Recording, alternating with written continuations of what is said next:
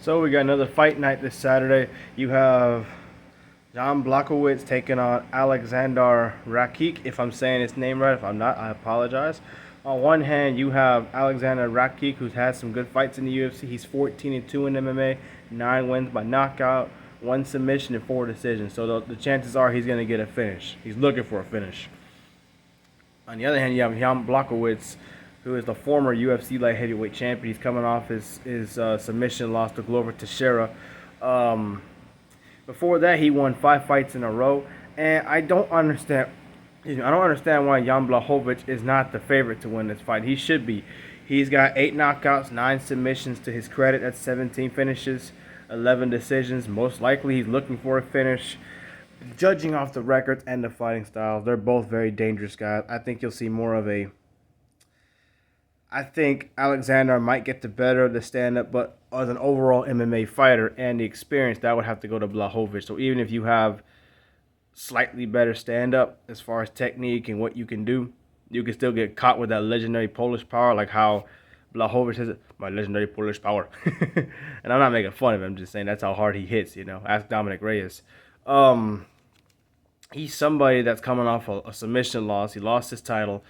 Before that, he's the guy that beat Israel Adesanya. And people don't talk about that win like it's a big win. It's a big win.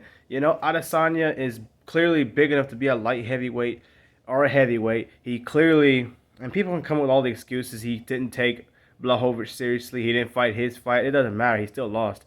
Outside of that, nobody else has beat Adesanya or even come close.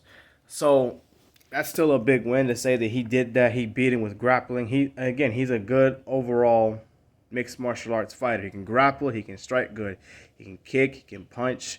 I don't think he'll knock out Alexander in this fight. I think he will be just as good, if not slightly better or less, more or less, in the stand-up department. I think he's going to have to use his grappling to his advantage in this fight. He does have 9 submission wins to Alexander's 1 submission win.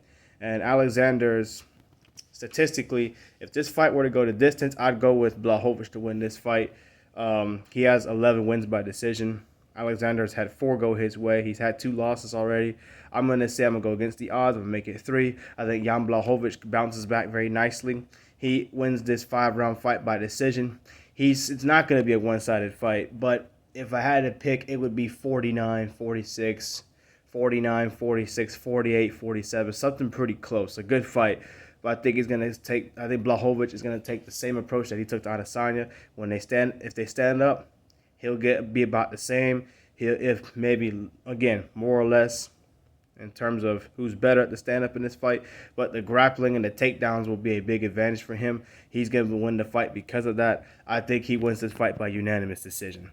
I think a knockout by either guy is very possible, but Błachowicz doesn't get finished often. He does have 9 losses, but again, he's won 5 of his last 6 fights. Clearly, when he knocked out Luke Rockhold, that started a whole reign of terror. Knocked him out. He knocked out Corey Anderson. He knocked out Dominic Reyes. He edged out Israel Adesanya, who's clearly a superior fighter compared to Aleksandar Rakić, and he can hang with him standing up.